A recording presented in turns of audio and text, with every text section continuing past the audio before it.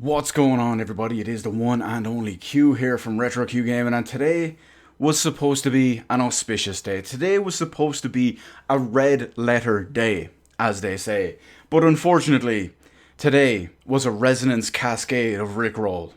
Anyway, what are we talking about? Well, we are talking about the Analogue Pocket. You might remember just last week I was hyped, I was excited for the Analogue Pocket. Why?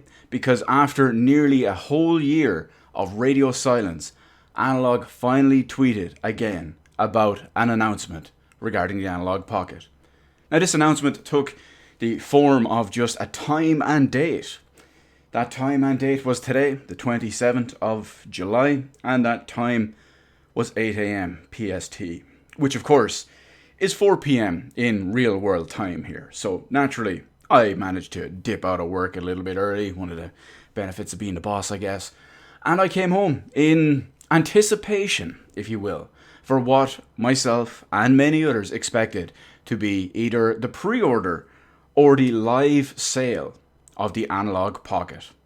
Now, if you're already watching this video and keeping up with all of this, I'm going to assume you already know all about the Analogue Pocket and what it is and what it does.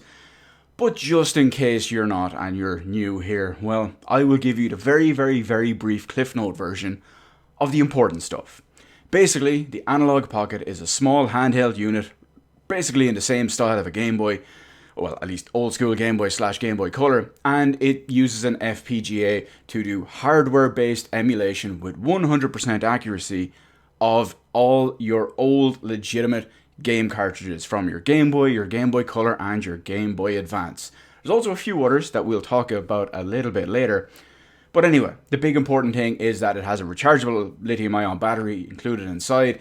It has 100% compatibility, and of course, it's not software emulation. And it has a fantastic looking screen from all the screenshots and everything else we've seen in the meantime. Now, of course, today we were trolled. It turns out that the announcement today was the announcement of when the pre-orders would actually go live. And as you see here on the screen, this proper pre-order date is August 3rd, 8 a.m. PST, which is next Monday at 4 p.m. here in the real world. Now, we are going to take a second to look at all the new accessories, all the everything that has been announced and revealed today, and we'll go over some interesting stuff regards to them. However, I will say one thing.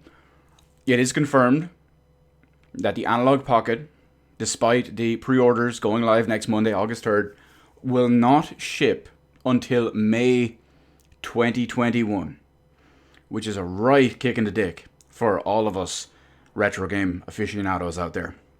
Especially myself and many of you guys who, like me, have been waiting, have been holding off in anticipation to play all those games that you've been dying to replay or even play for the first time on your Game Boy Color, and Game Boy Advance.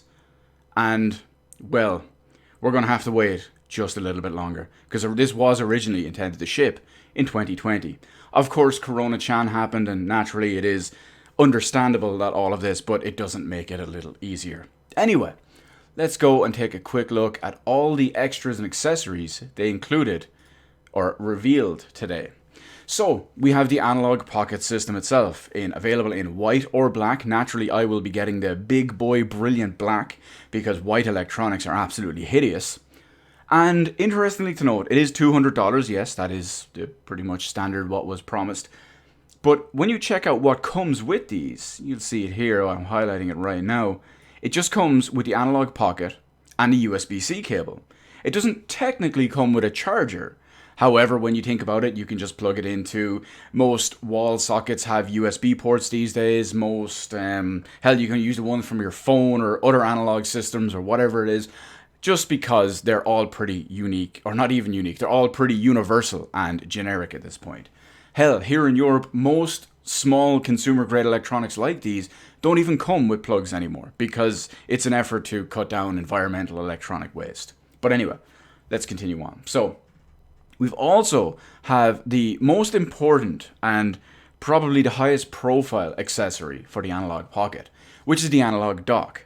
Now, unfortunately, the analog dock carries that analog premium, aka the rip-off factor. Now, even though everything about it, or so much about it, almost everything about it even, is very, very universal and generic, if you will, of course, it's analog and they can charge a premium price for all of this. What is the dock? Well, as you would expect, it is a dock. You plug your actual Analogue Pocket into the USB-C port on it. It will charge your device, and it will also allow you to use wired and wireless controllers as well as output to a TV or monitor in up to 1080p, which in my case means I will get to stream several of the games that I wanted to play on this.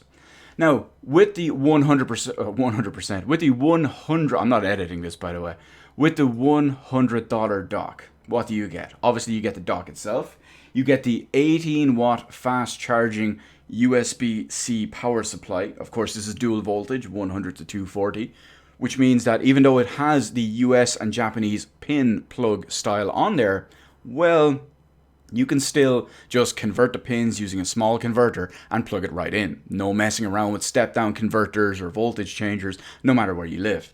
It also includes the HDMI cable and the USB-C cable, as expected. It is very interesting to note that in the case of the analog dock, it does come with the 18 watt fast charger, which we'll talk a little bit more about now in a minute when we get to it on the right hand side of the screen. After that, we have the $30 Pocket hard case. If you ask me, it is a little bit expensive for, well, it's basically a plastic case when you think about it. But of course, when you think about it, you want to keep your Analogue Pocket safe. You want to keep it in a dedicated storage and dedicated protection that is custom fit and custom tailored and basically perfect for this unique piece of hardware.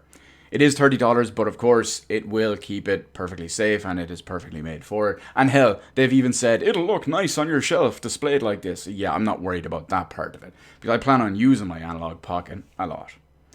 After that, we have the tempered glass screen protector. This is, I don't even know why I'm talking about this. It's standard fare at this point. We all have phones. We all have, well, most people have switches. We all have anything with screens. And of course, portable devices with screens are easy to scratch and break. So it does include a tempered glass screen protector as an option. Not much to say about there. Now we have the fast charging USB-C power supply. This is, obviously this version of it is sold separately, or it is included if you buy the analog dock. Now, because the Analogue Pocket itself doesn't come with an actual power supply, it just comes with a USB-C cable that you can plug into anything.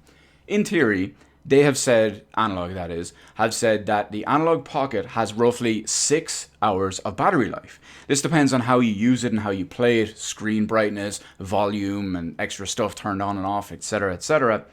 But it can take up to 4-ish hours in order to charge it using a regular charger. Basically, any bog standard USB port on your power supply or your wall sockets or whatever it is. Now, with the case of the fast charger, this is the 18 watt version. They've said that this will charge the Analogue Pocket from dead in about 2 hours fully. Now, because this is an 18 watt power supply, I'm very, very interested to see. I don't have it right here beside me at the moment, but I have what's called a super fast charger that came with my Samsung S20 Ultra that I got recently. And I'm curious what the wattage is on that, and if I may be able to use that and go faster than the USB-C power supply, if the fast charging one that comes with this. If not, of course, I will be primarily charging it with a dock anyway, so that's not really a concern, but it's for people who only want this as a portable device.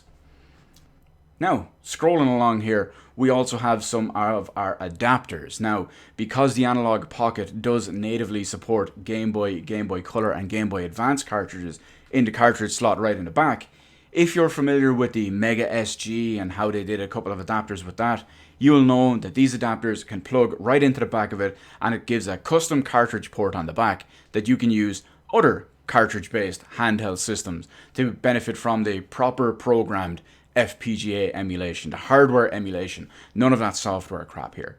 So of course they do come in Game Gear, Neo Geo Pocket Color, and Atari Lynx variants. You can get whichever one you want, or however, whatever combination and all in there too.